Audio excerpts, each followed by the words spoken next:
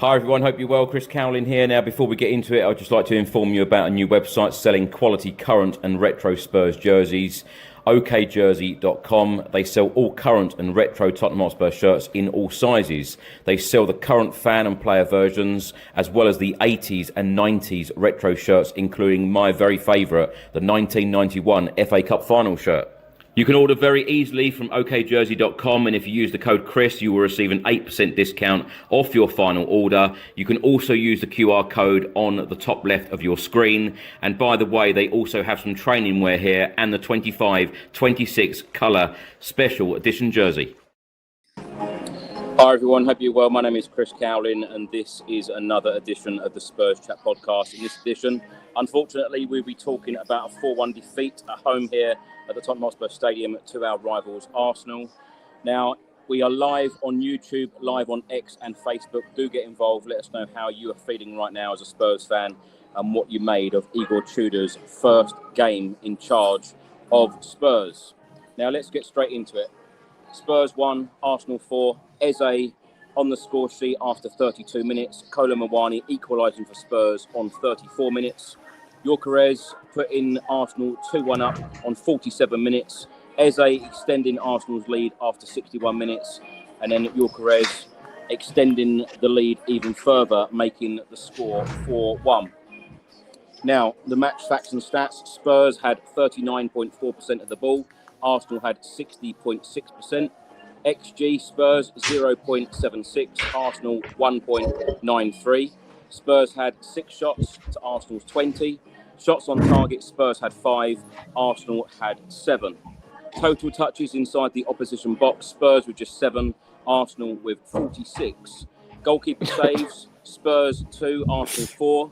Aerial duels 1, Spurs 12, Arsenal 20. Fouls committed, Spurs 17, Arsenal 11. And corners, Spurs 2, Arsenal 5. Now, Spurs remain 16th in the Premier League table after 27 Premier League matches. There is now 11 games to go, and we have 29 points. We are just 4 points above the relegation zone, where currently West Ham 18th with 25 points.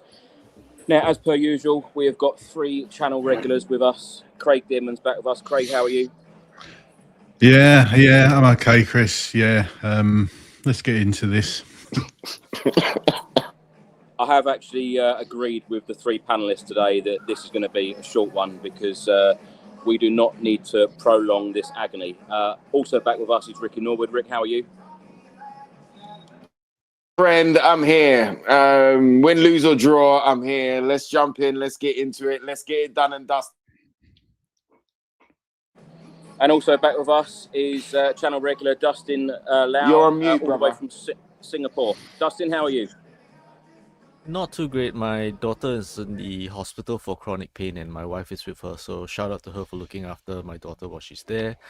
I'm the one that needs the painkillers though. Sorry about hearing about that, Dustin. You're on well, mute, obviously. bro.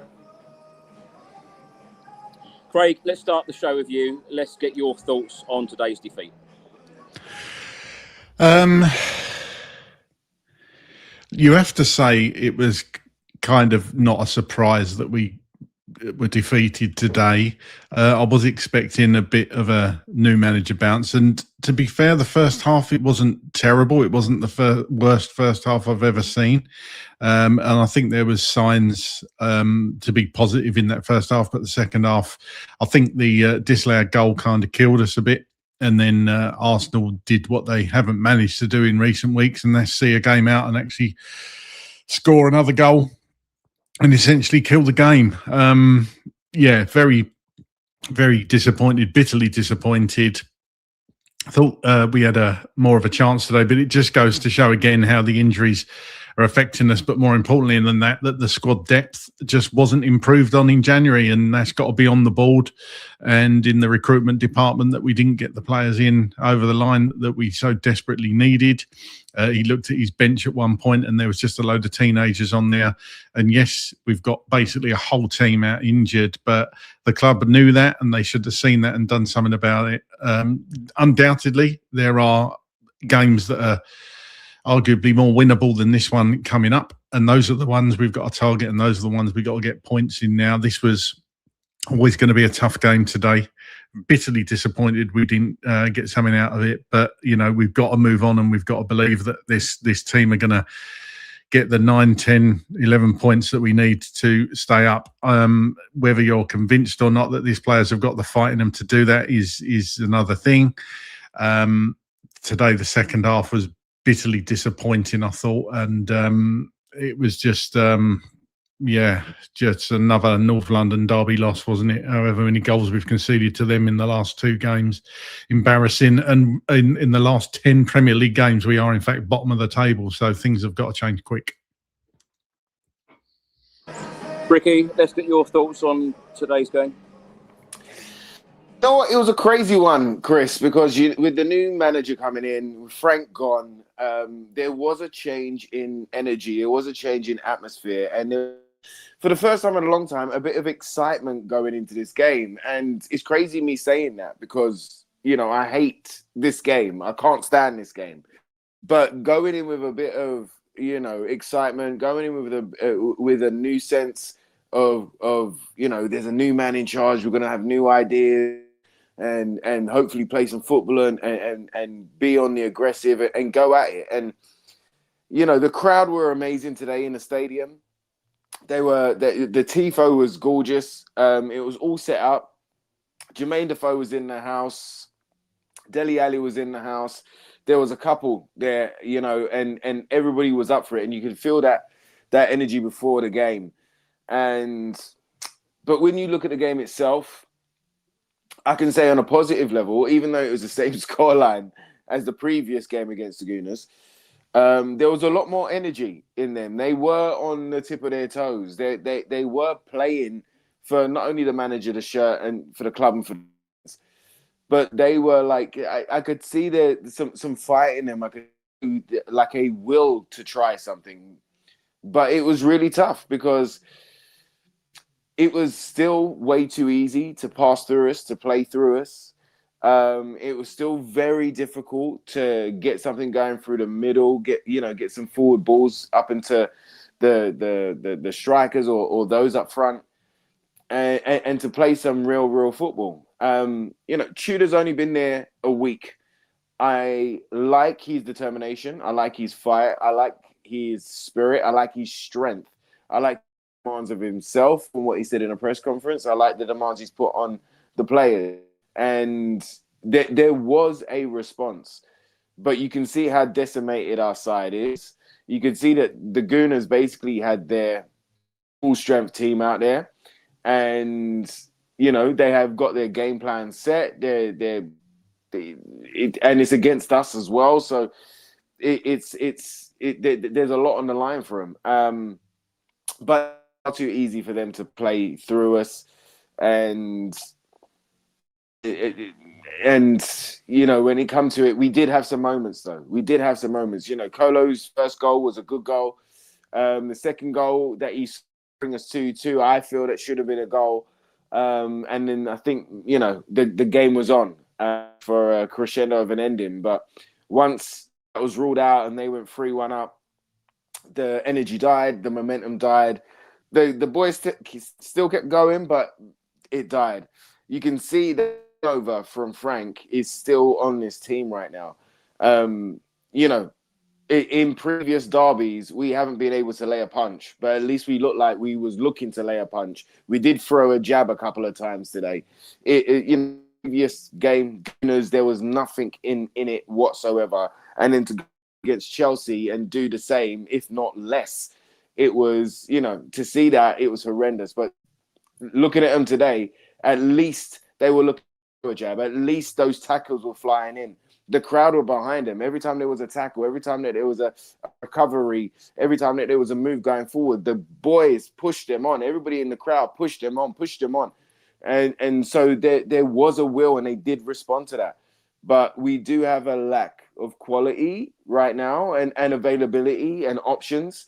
But I do think it's there is more positive shoots there.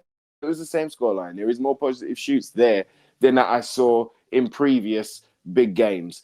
So it was a horrible one to watch. It was a kick in the stomach. I was actually going for a 3-1 win today, or a 3-2, one of those barnstorming games. The Gooners done what they done, and their quality rose to the top. And Eze and Gyökeres and that team, they played the ball and they got through us when they wanted to get through us, and scored pretty much when they wanted to. So tough one to take. I'm trying optimistic, but a really tough one to take, bro. Of course, yeah, it is a tough one to take. 4-1 again, both at home and away. But I tell you what, I thought the atmosphere in the first half was excellent, and I think it's probably been the best atmosphere in a 45 minutes at the Tottenham Hotspur Stadium this season, if I'm completely honest. And the fans were definitely up for it today. I was going to mention that, Ricky, about the quality difference, because let's be very fair and honest about it. The two teams are miles apart in terms of quality, and Spurs as well. We've got 10 players out. We're down to bare bones. 13 fit players, first team players available for Igor Tudor today. And in his post-match press conference, he's just said, big gap between the teams, too much Arsenal for us in this game. I think we're all on the same page there. Dustin, let's come to you. Let's get your thoughts on today's defeat. Yeah, I think that a big part of this defeat, and if you're talking about, I think everyone's in the mood to allocate blame right now, right? And I think that it's hard to blame the manager for his first game. There's really no time for him to get any kind of patterns to play in. There's a lot of blame for the board, because they went through a transfer window where we had, at that point, 13 injuries, and when we're not going to panic by 13 injuries and 5 points from the relegation zone. I think it's time to start panicking. And you can play the violin as the Titanic sinks, and pat your back about being calm. But right now we are seeing the downside of not panicking during the transfer window. We played Paulinho, which is a DM, as our centre back. We had Danso out. We had Romero suspended. And we basically had the centre backs, Dragusin and Paulinho, that are least able to play out from the back. So our build-up play was non-existent. We had Spence as our right-footed left wing back, and then we had Gray, who's more of a central midfielder, as our other wing back. Right? We had Souza, which we didn't use, and we are down to the bare bones, and we are back to the same stage we were in the previous season, where we had Spence and Gray playing as centre backs. How have we allowed this to happen 2 seasons in a row? And we went through an entire transfer window, and you can talk about how, no one signed a lot in that transfer window. Yes, well, no one else had 13 players out, and we patted ourselves on the back going, oh yes, but we're not going to panic by. It is time to panic. When are you going to panic? Dustin, in terms of relegation, this has been spoken about these last few weeks now. A lot of people are worried about Spurs being relegated. Can you see us picking up enough points to stay in the Premier League next year?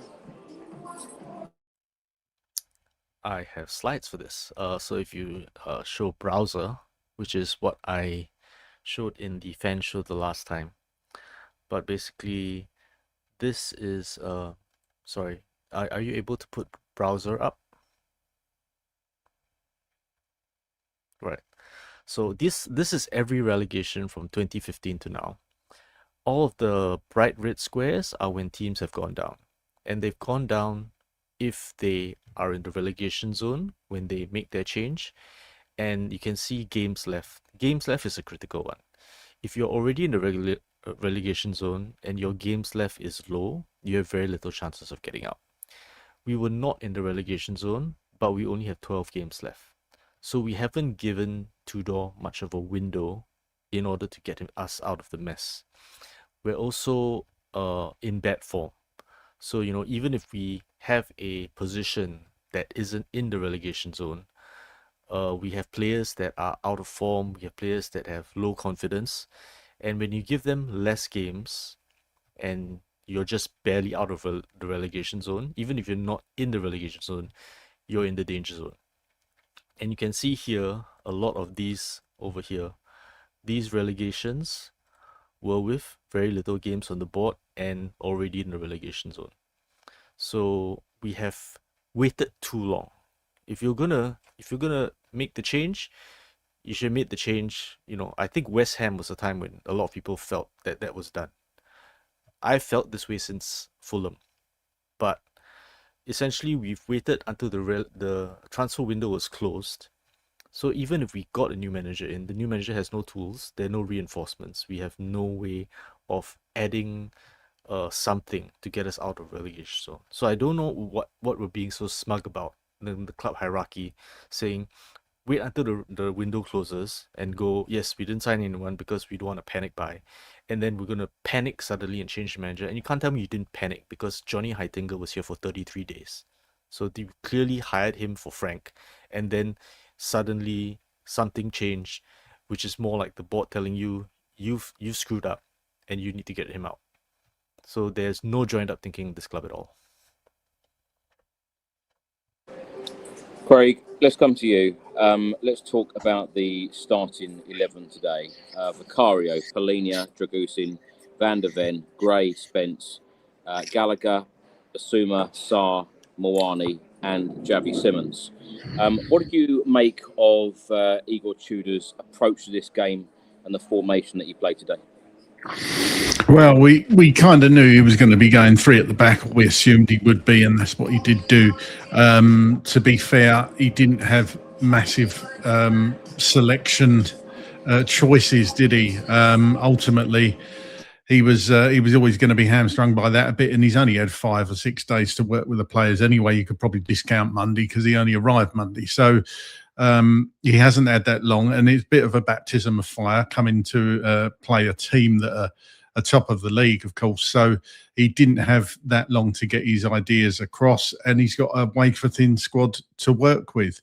Going back to what Dustin said, they didn't do any business really in the transfer window. We all knew we could see the injuries piling up, and they didn't do it. And I get the argument that players are there to come back from injury, but when you're in the position we're in, and you could see which way this was going to go when Thomas Frank was in charge, you could see it was only going to go one way, and they still didn't do anything, then that's quite negligent, to be honest. And Dustin said, like, of the Fulham game, he lost me, Thomas Frank, back at the first Arsenal game. That's how long I've been wanting him to leave, and they strung it out and out and out, and look where we are now. So, and relegation is a real thing. It is a real thing. People think Spurs are too big to go down or we'll get out of it. We're right in it. We are right in it, and we need to pick up points quickly. And he's got to drill this formation into these players. Hopefully we'll get some players back over the next few weeks. Obviously, Solanke today wasn't quite well enough to start. Again, Tell didn't get a look in. Richarlison's just coming back from injury, and then you've pretty much, that's it. That's all he had today. So the lineup, it was just about the formation today. A slight formation tweak really was all he could do. I should have mentioned the subs today: Austin, Olasesi, Rosewell, Solanke, Tell, Williams, Barnett, Wilson, Richarlison and Sosa. So you can certainly tell the lack of quality or the lack of experience on the bench. Craig, did you see enough positivity, enough positive signs under Igor Tudor today?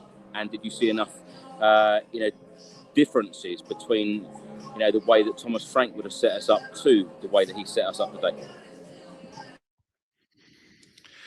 Yeah, I mean, as you say, it was a completely, it was a different setup. Obviously, Thomas Frank employed three at the back a few times, but the pressing was there. I would say it was a lot better in the first half. The pressing was there. We seemed to be moving the ball a bit quicker in the first half. I thought Dragusin was really good in the first half, not so good in the second half. Same with Spence.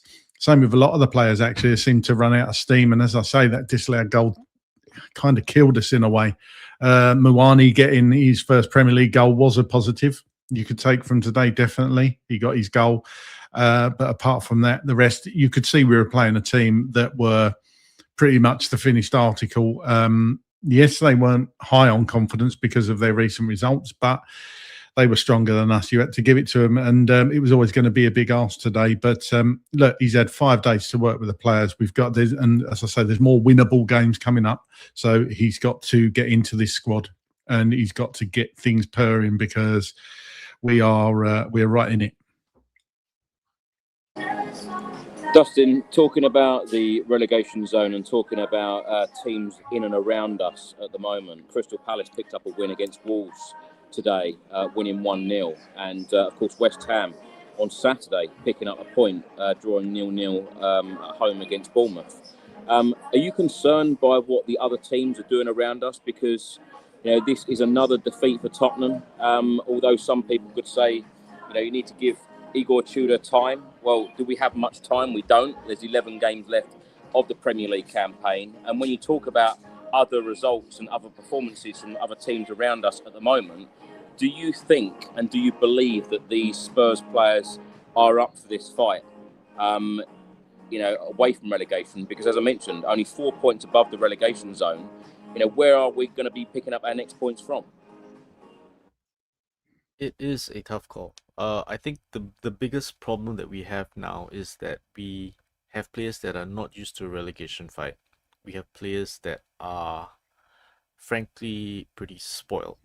And I think one of the biggest problems is that when you don't have a lot of homegrown players, and not like, nationalistic or anything like that, but a local player will understand how much every other team in the Premier League would love to relegate Spurs. And they would understand the fight that they're up for. Because when we were up against Leicester, everyone wanted Leicester to win the league. And now that we're up against it, everyone will want to relegate us. So this is, we literally have 11 cup finals coming up because every team would love to stick the boot in and be one of the clubs that contributes to our relegation. So I don't see any easy games, and I see that there are games in that schedule that, Liverpool away. How often do we win that? Right? There are games in the schedule that are dead losses. And even the games that you might say on paper are supposed to be winnable, those were the very games that we lost to get us in this position to begin with. We lost the reverse fixture. So I don't see any games necessarily that are easy to win, particularly games where teams sit back and expect us to break them down, because we've spent the entire season not having build-up play, not having patterns of attacking play. So we aren't rehearsed. We don't have a good way of breaking down teams. So that to me is the biggest problem. If we were scoring goals, we had shots on goal, but just weren't putting chances away, that's fine. But we're not hardly ever getting shots on goal. So we don't even see the goal. We barely have shots on target. That's the biggest concern for me. Craig, let's come to you. Let's talk about the goals themselves in the game. Eze, of course, opened the scoring for Arsenal after 32 minutes. Talk us through this goal. Yeah, it had to be him, didn't it? Look, I thought actually Sarr had won that tackle against Saka, but went through his legs, got away from him. Then Saka runs on, crosses the ball and it just falls to Eze. He's just been our tormentor in chief, hasn't he, over the 2 games? And he was actually unmarked there. And Gallagher nearly gets to him, but it was a tough goal to concede, that one. I thought we'd been holding them at that point. I think if we'd held them to the half forward, essentially we did come back into it, didn't we? But it was a poor goal to give away, that one. Craig, let's stay with you because, of course, Spurs responded extremely well just a couple of minutes later with Cowlin scoring his first goal in the Premier League for Tottenham. Talk us through this one. Yeah, a rare mistake by Declan Rice, actually, but tackled by Muani, who just runs into the box. Arsenal not covering that. They probably thought that Declan Rice was never going to lose the ball there, so he runs into the box. I actually thought he took it too far, but gets his shot away right close to Raya.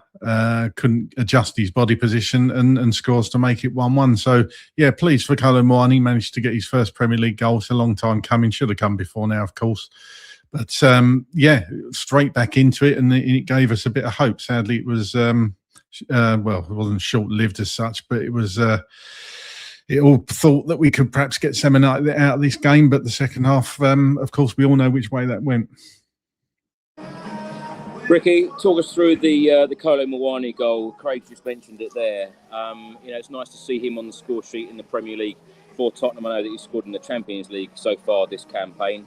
But Spurs need goals and Spurs need to be scoring. We need to do a lot more in that final third, especially in the next 11 games. How confident are you that Cowlin Mawani can now go on a run and score a lot more for us? Well, under Tudor, we when I saw him in the starting lineup, Chris, him along with Bissouma, I was a little bit worried. See him respond as quickly as he did after conceding, to go up there to nick the ball, to get it round Declan Rice, and then to slot it away. Done to him. There was a bit of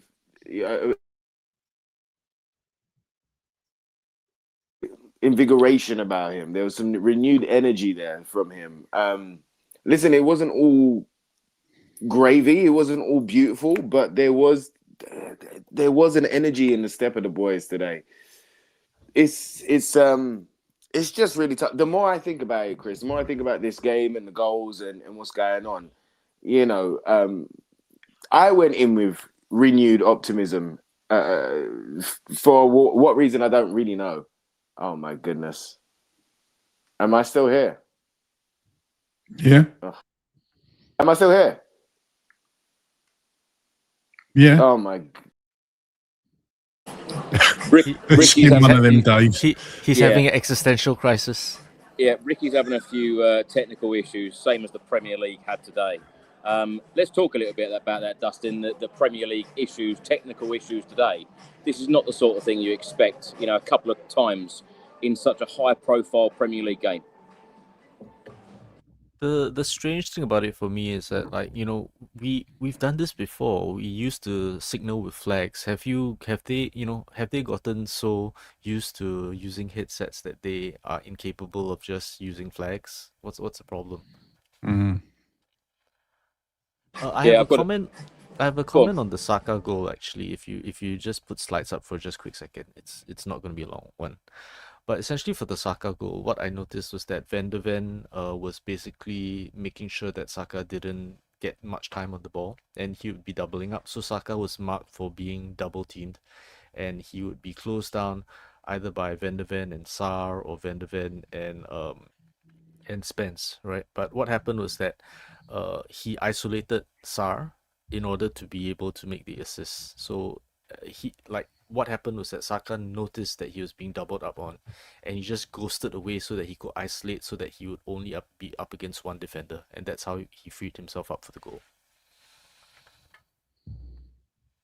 Dustin, can I ask how you're feeling at the half-time break? Because there were a lot of people, certainly inside the stadium here, feeling pretty confident and feeling pretty pleased of what they've seen in the opening 45 minutes. What did you make of the opening 45? So I have notes of the opening 45 minutes, and my notes were that that there were some green shoots, but there were some concerns I had.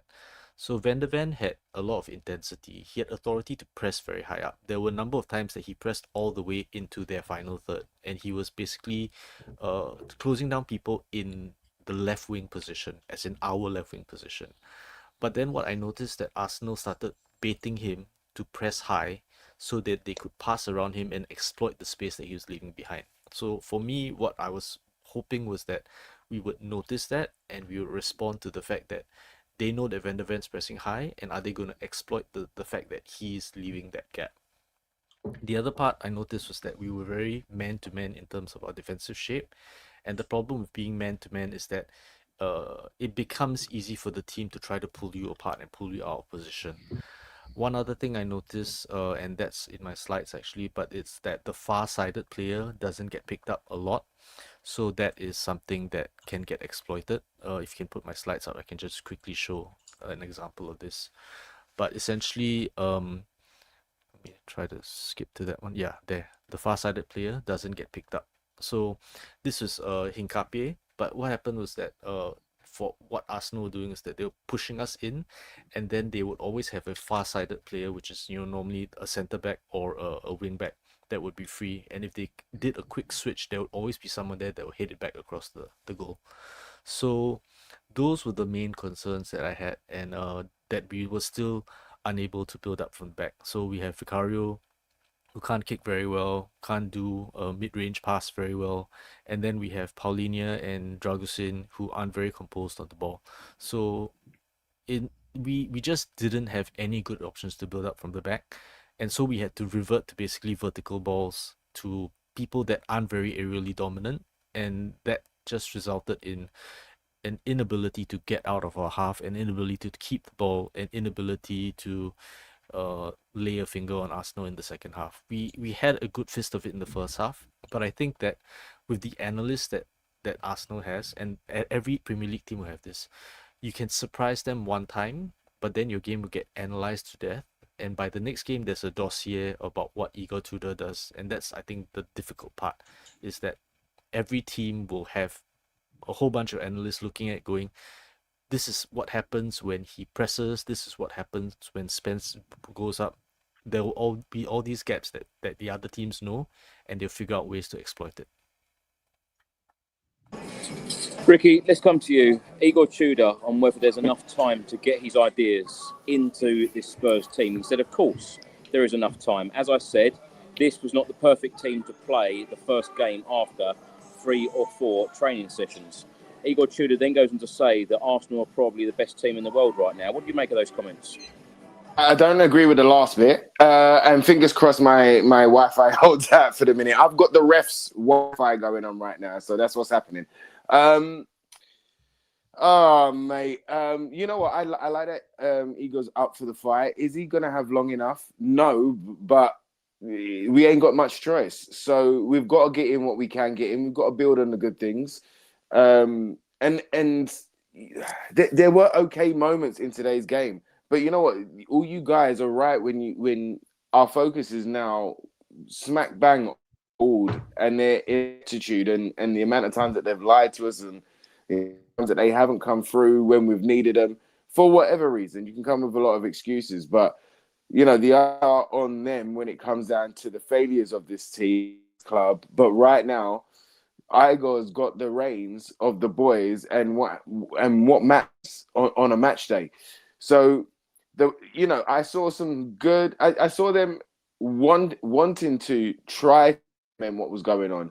I do feel that especially against Newcastle, you could see they was devoid of any confidence. They were full of fear.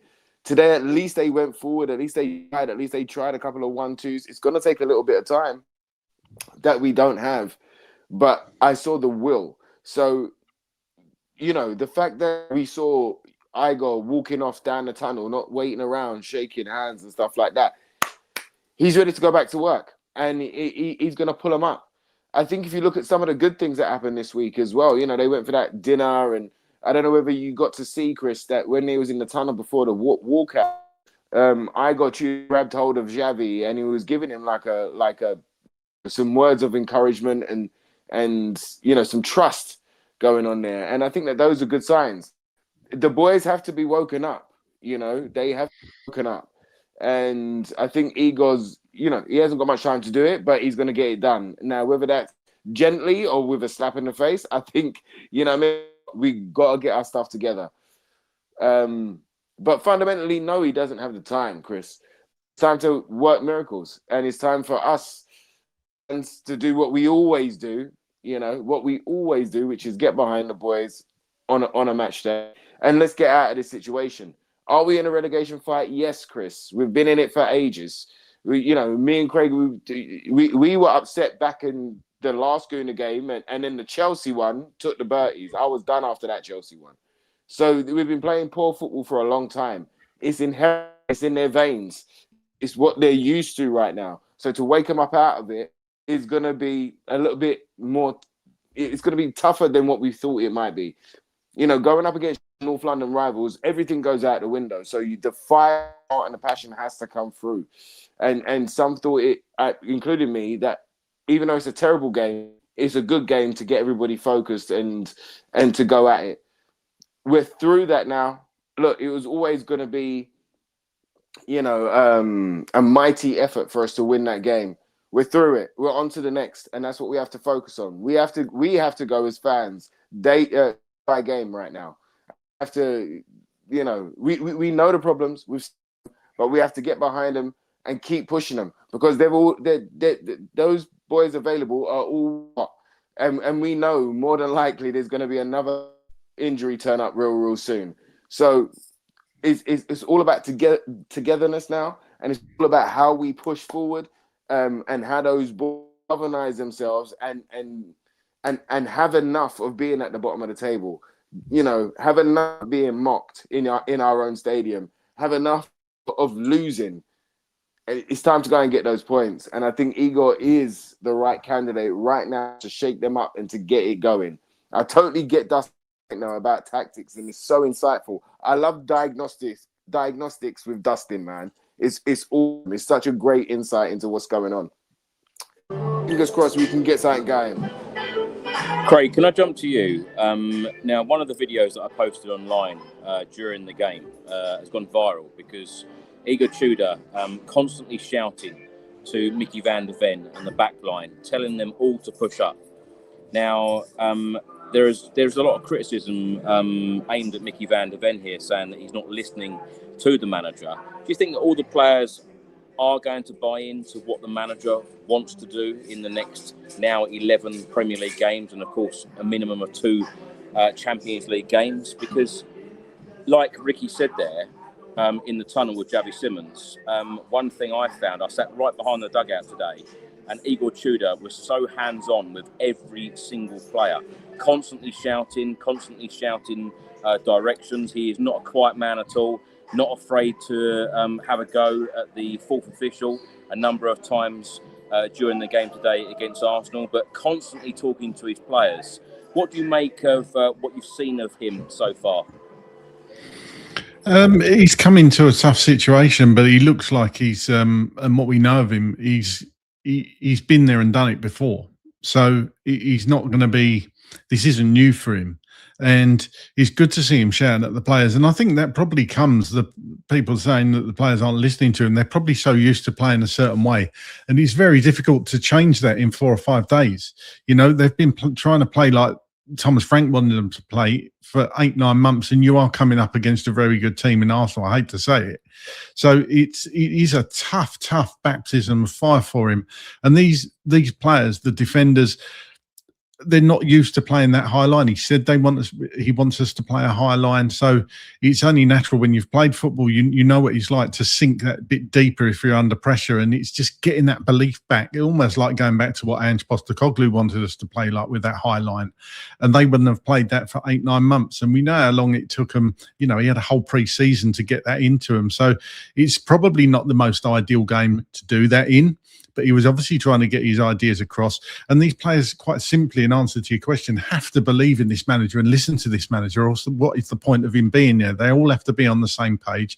They all have to be, I'm going to use that word that Thomas Frank used, aligned. They do have to be aligned in that regard, because what is the point in them all not listening to a manager they've got in to get them out of this mess they've got themselves into? So, they've really got to buy into it, and hopefully the players will. Now, in his press conference, sorry, Dustin, one second. Igor Tudor on today being a dose of reality for Spurs, his answer was the medicine is you look in the mirror, each of us, and really work to change the habits. Dustin, what do you make of those comments from Igor Tudor? Because even in his pre-match press conference, he gives very short answers, and he doesn't waffle. He has no time to waffle. He has 12 games, and he's basically the cleaner that comes in and goes, okay, where do I bury the bodies, right? I think I just wanted to bring up one point, which is, we're playing a high line again. So again, in terms of manager selection, this is the point I make about director of football, how we choose managers, right? We went from pragmatic, low block manager or mid block manager to highline manager again. So we've switched style back and forth again. So how do you expect players to be able to play it? Even if they're good players, even if they've played highline before, they've just gone through about 2/3 of a season not playing the highline. Their instincts have completely changed.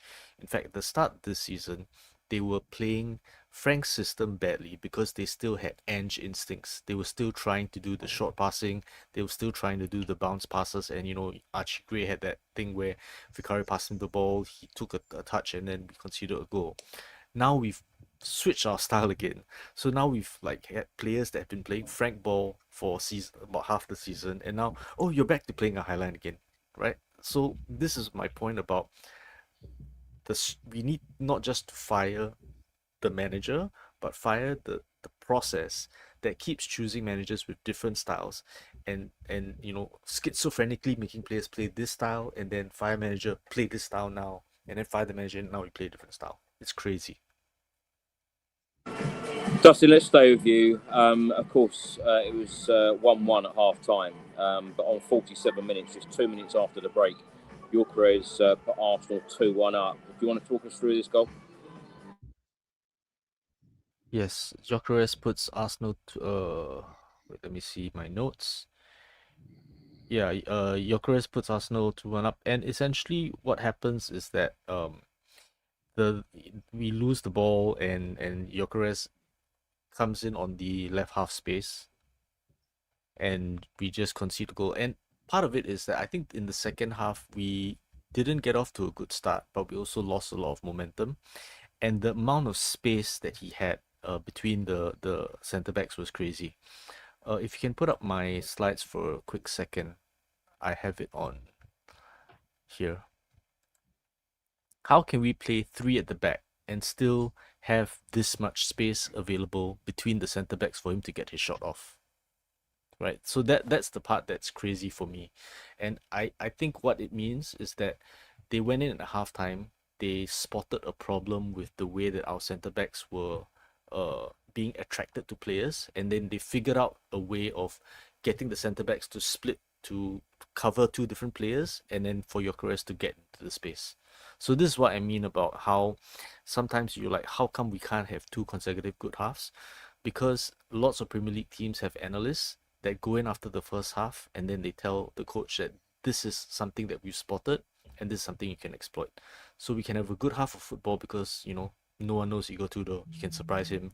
And then at halftime, Arteta gets a briefing. They brief Gyökeres, they brief the forward player saying, this is how you exploit the space. And that's how we have 3 at the back, but then we have a big space in the center that gets exploited there. Yeah, that really shows that, Dustin. Actually, that's that split, and of course, Dragushin doesn't play. He hasn't played for getting on for a year, has he? Probably a bit more. When did he get injured? Probably about this time last year. Was it last January? Wasn't it? So, in trying to get into a new system as well, it's always going to cause problems. Well, Rick, come round to you on the Moani no goal, essentially. What did you make of this? Should this have been allowed? 100%, bro. Like, it is so soft, it's untrue. They're trying to say he had the 2 hands. Really? That's like, and that's another thing with the Gooners. That with all of their good play and with all of the multi-million on the field for them, the dives and the rolling around and the antics, my goodness, I was just like, are you for real? And then you as well. Like, I saw this video the other day, and I'll send it to you, Chris and Craig.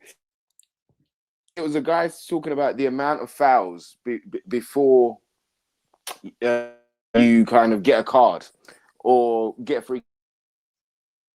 And basically, Tottenham was at the top. So for every that we had, it was around the number 4. But for the opposition would get they'd get the set play or whatever the case may be. at the table, which was basically the top, was the Gooners and Man United. So every time they fell, and theirs was double ours. It was 8 point something.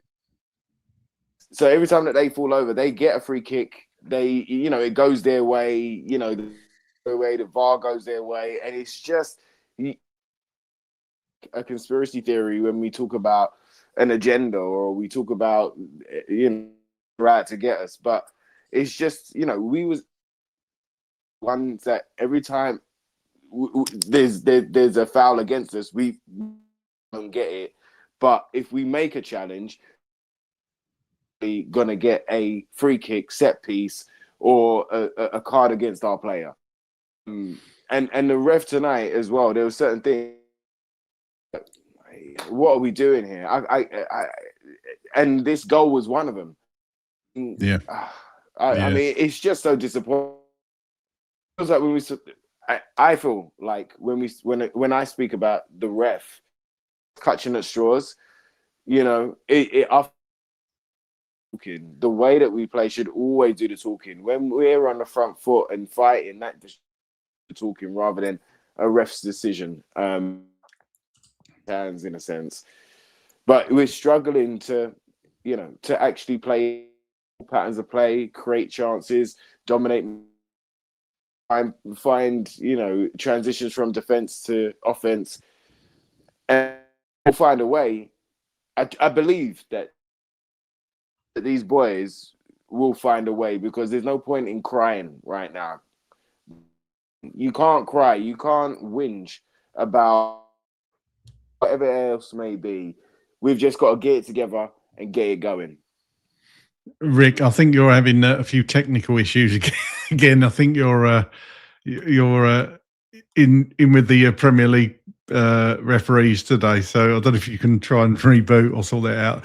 Dustin, just pull this one up. What is the comparison between Ekatike pushing Romero in the back? Of course, the goal that was given against the Muani one.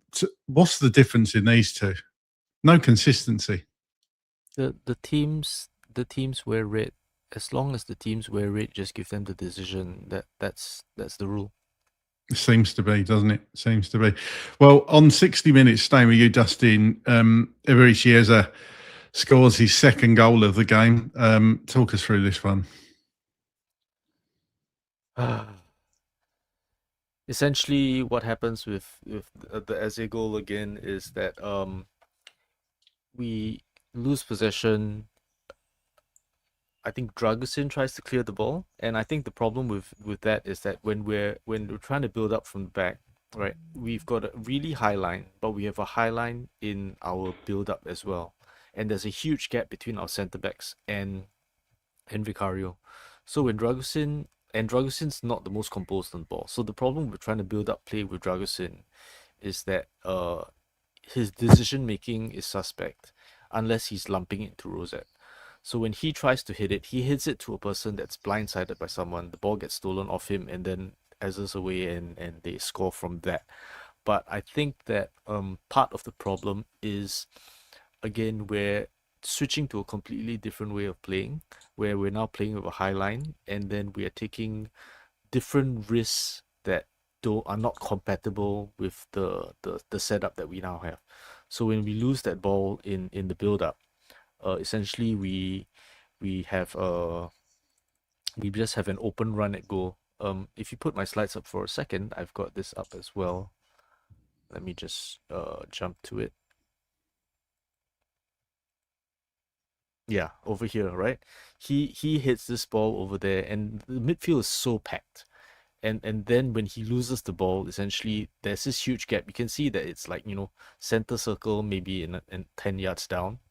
And that's the gap between where the ball is to Vicario. There's no way that Vicario will be able to clear his line in time. And we've got this gap, and we've got Paulinho all the way in the corner. So it's just an insane way to build up play. And if you're going to do that, this is one of the times when I've given Frank grief about building up play to the wings. When your line is this high, yes, shoot it to the wings. Don't hit it to the center, because you're going to get broken this way. So yeah, it's just one of those things where it's an incompatibility with the way that we're building up in our new coach, to the style of play that every player has been used to with the old coach. Dustin, do you want? You said you got a slide for the Richarlison goal that was cleared off the line. Do you want to talk us through that one? That was towards the end of the game, of course.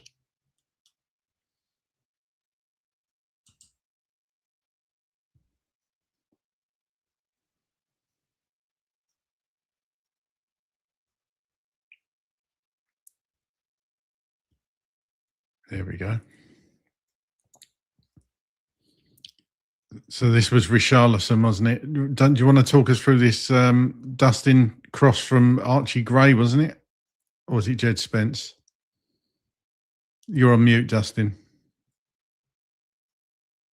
Sorry, yeah. Spence does some work down the right, and he cuts it back to Richarlison, and Richarlison flicks it, I think, between someone's legs or something, but it gets saved off the line. Desperately unlucky there. Yeah, that might have been different had it gone in.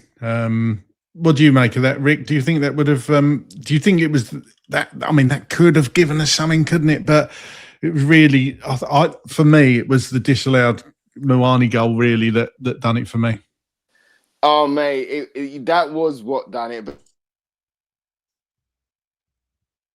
I don't know whether I'm speaking or not speaking. I don't know what's happening. Oh, mate. Honestly, Enoch have taken over my Wi-Fi, and they're not allowing it today. I'm telling you, I don't know what's going on. We can hear you. We can hear you.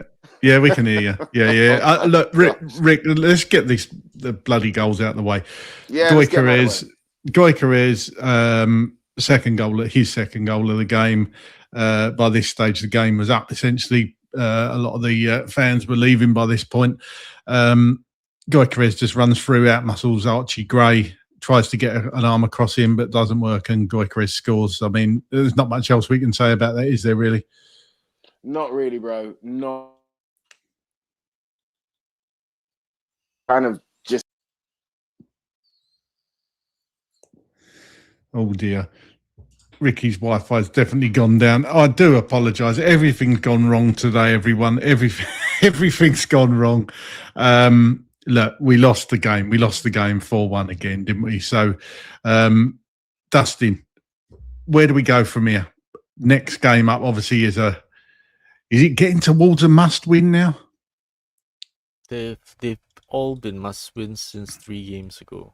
And I think, there's some people in the chat asking, do you still think Frank should have been sacked? I think if he had been sacked earlier, Tudor would have had more time to prepare for this game, right? And realistically, we were unlikely to beat Arsenal in the form that they're in, and with us with the injury problems that we have.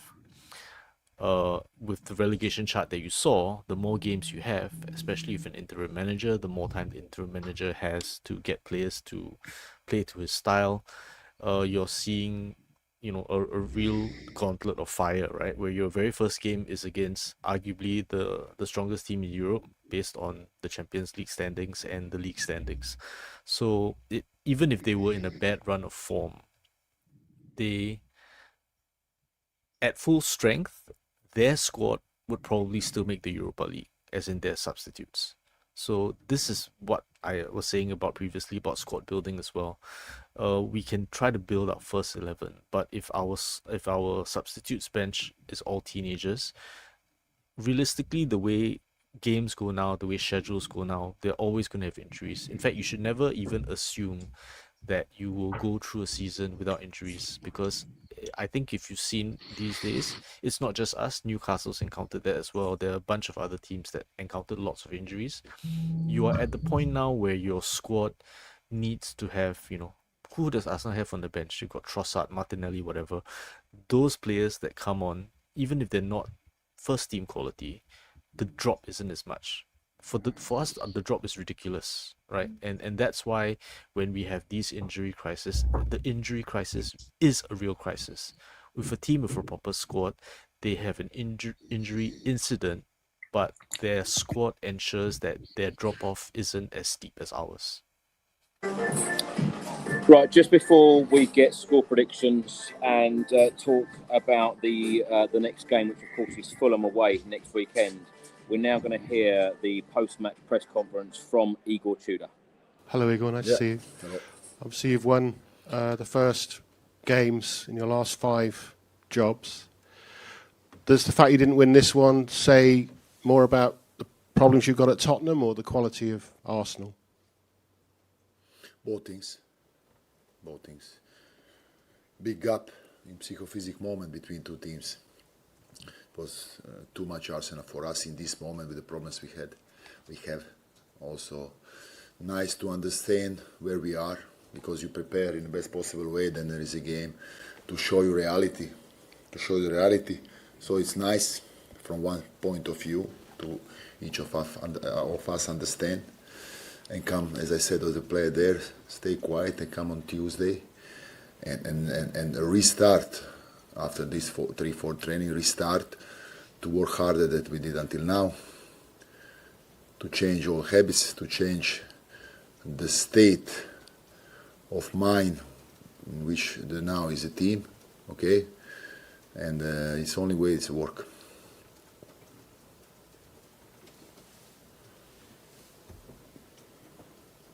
Igor, what did you make of your team's defending in particular today? You seemed throughout the game to be talking to your back line, trying to get them up the pitch. No, too much problems in this moment to that this level of team will not punish you, because you wanted to go to press high, but to press high from back you need to jump. So if you are late and you don't take the ball, run again there, okay? Also with the ball. So we prepare also to go to press high, but we didn't take the ball. So we need more time to be in a physical moment, in physical situation that we can go strong and take the ball. Now we are not in that moment. Also, even with the ball, lack of confidence is very evident of the team. So we prepared to do the things, but there is an opponent. There is a reality today. So I'm very sad, I'm very angry, I'm everything. But in one way, it's also good to understand where is our goal. Where is the goal of this club? Where is the goal of this team? Where is the goal of this coach and of this player and all stuff? To become serious, not just group of 20 players, And the medicine is you look in the mirror, each of us looking in the mirror, and really try and really start to change the habits, working hard. That's the only way. Igor, what did you say to the players after that? Because obviously it's a damaging defeat against I a big rival, but I saw this position to do. I saw the passion. I saw the will. So it's. I was not angry because they wanted to do, but that they were not able to do in this moment the things. They wanted to do all what we prepared. So I said that's good, but we need to understand in which moment we are now, because we are not able to do. Why we are not able to do? That's the question why we resolve. And I speak from day first in the club. We come here to resolve the problems. So you believe that in 3-4 trainings you will do your best, but then the start game you don't know what will happen, because it's like this. But as I said before, Tuesday, coming everyone there, stay quiet, stay humble. Stay humble, that's the key. Staying humble, that's the key of each of us, and trying to become what I said before, a team, a squad, a team, hard-working team. That's the only goal we have now in this moment. Oh, you got. Yeah. After seeing this game, is the job bigger than maybe you thought? You never know, you never know, because this is a situation that I never saw, that we have 10 players plus 3 players. So it's very, very, I don't know which word is the best to use. But I like, because I see the players want to do. The player want, okay, they give the position, this position, they're on this position, and now we need to restart again and waiting the players who are out, for sure. That's also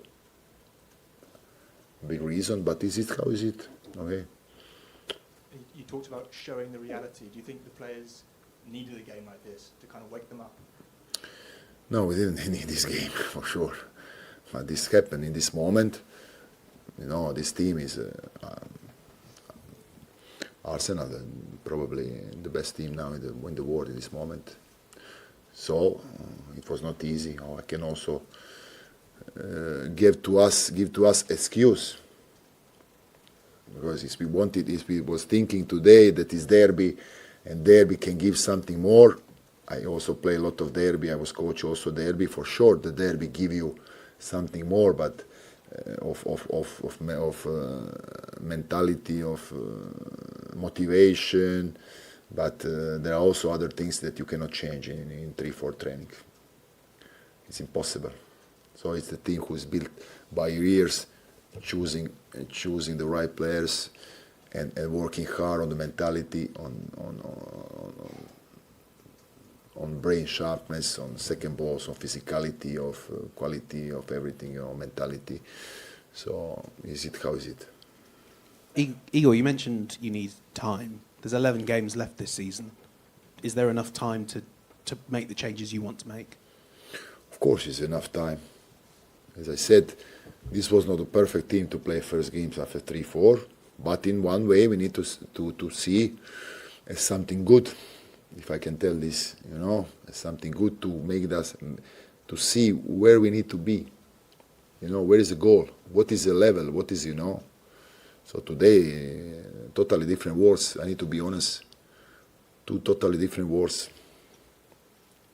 Psychophysic words, levels.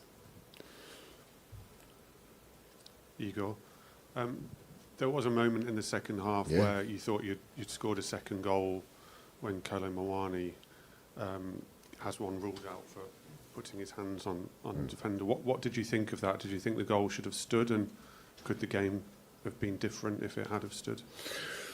Oh, about this touching the players in the box, it's always about referees here, They have their eyes who,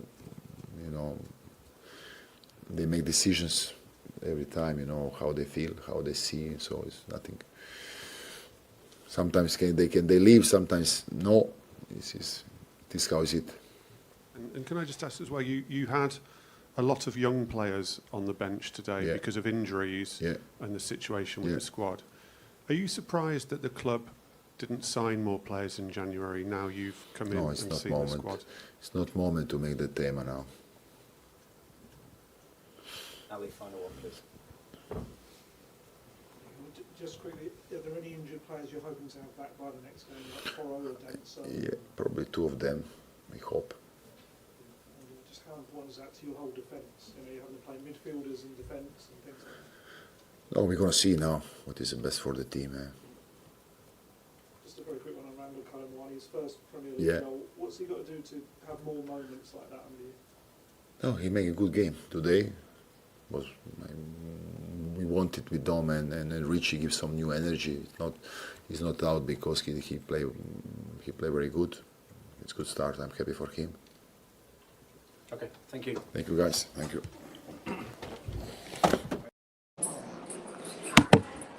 Craig, let's come to you. Let's get your reaction to Igor's comments there in the press conference. It goes back to what I said. He's dead right in what he said. You can't change much in 4 or 5 training sessions. You're not going to see that, and you are playing against a good team in Arsenal. I wouldn't have quite phrased it the way he did, but at the end of the day, 4 or 5 training sessions, depleted squad with injuries. Look, hopefully we're going to get players back, like he said there, two players back, hopefully by the Fulham game. And we just have to move on. It is 11 cup finals now.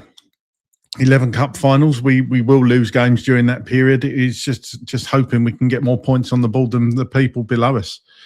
I still maintain if we can get 9 more points, then we'll be out of it and things will look a bit better and we can look forward to next season. But what he's got to do. He's got a big job on his hands, and it's quite clear from that press conference that he didn't realise just how big a job it was to get these players to start believing again, because they've been on the bones of their arse for the last month or so at least. So, that's as much on the board for not acting quick enough. They should have acted quicker and stopped the rot in December, perhaps even before. And that's, I get wanting to work, because the thing is with Vinay, he wanted Frank to work because Arteta worked at Arsenal. It doesn't always go like that. And that shows naivety for me. And with Langer not getting in the players in the transfer window, they're both as culpable as each other, in my opinion. Right, let's move on to the last question of the show. Sorry, can I just add something to what Craig said? This goes back to the same process, right? Which is you change style of manager again. So my point is, whoever is choosing the manager, fucking stop doing that, because you're not footballing people and you keep changing the style of the manager, and what that results in is players not being able to adapt to a completely different style. And that's why we have displays that look like that, because we have players that in their mind, their muscle memory goes, I'm playing a Frank style thing, but now they are expected, they have a big Croatian guy shouting at them, you have to play a high line. So it is cognitive dissonance. They're not going to be able to handle that like halfway through the season with the stress of relegation. Dustin, talking about the Fulham game next weekend. Fulham picked up a great result today, beating Sunderland 3-1 away at the Stadium of Light. They're currently 10th in the Premier League table, 37 points from 27 games. We know recently, certainly in the last couple of seasons, Craven Cottage has not been a good place for us to go. What are you expecting next weekend in terms of team selection? Igor said that he hopes, and we'll hope and pray that a few more players will be back for next weekend's game. What are your expectations? Are we going to be picking up any points? Because at the moment, we're pretty desperate. How much time do we have before the game? It's about a week, right? Yeah. So a week. If it's a week, we have a little more time on the training ground. He now knows what the league will look like. He's played arguably the top team in the division. I think that right now, as a new manager to the league, this is him calibrating. This is him figuring out how quickly, especially tactically, things can change from one half to the other. Because Arsenal made a lot of switches in the second half based on how Tudor played the first half. So I think he will now understand that he probably needs to be more adaptable in the second half to come up to a countermeasure to the countermeasure the opposing coach has for his first half. So that is something that he has learned in this game, and hopefully he will have a lot more tricks up his sleeve. And I think a lot of it is also getting players up to speed, getting players fit. Whoever the fit players are that come back, I don't expect them to play on the off as well, because that's a recipe for re-injuring them. So a lot of it is being able to reintegrate them slowly, and we'll probably see them come back into the squad and actually contribute maybe 2 or 3 games down the road. But this goes back to the problem of, we made this decision so late. We have 11 games that we must win. So now we're in a situation where we have to throw potentially players that might get re-injured, and we have to blood them in gently so they don't re-injure themselves. But then how much time do we have? Because we've got 11 games to save our season. Dustin, do you want to give us a score prediction?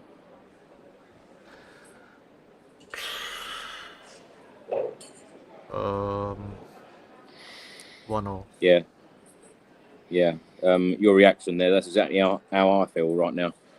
Craig, what are you thinking ahead of next week's game?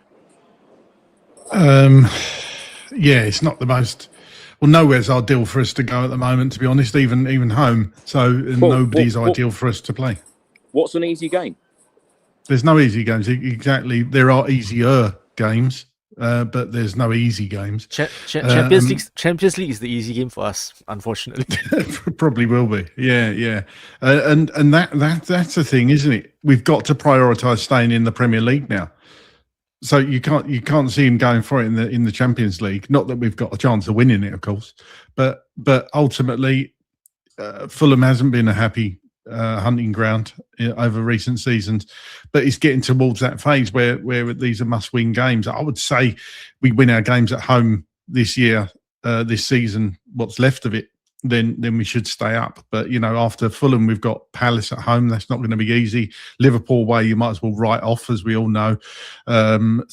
Forest at home on the 22nd of March is a huge game. Brighton at home on 18th of April is a massive game. And of course, is it going to come down? Is it going to come down to the Everton game? Wow, that will be nail-biting stuff. But look, we've got to concentrate on the now, and we've got to try and get something out of this Fulham game, even if it's a draw. I agree with Dustin. I'll go for a 1-1. Craig, Dustin, thanks so much for your time today. I'm sorry to all of the listeners and viewers that this is only a short podcast, but what more can we say right now? Of course, we need points and fast in these next 11 Premier League matches. Only 4 points above the relegation zone right now. And as we've just mentioned, there are no easy games in the Premier League. And it is Fulham up next weekend at Craven Cottage. Thanks to Ricky also. His Wi-Fi was as good as the technical issues of the Premier League today. So thanks to Ricky. And thanks for watching, everyone. Thanks for listening. And we will see you again very soon. Come on, you Spurs.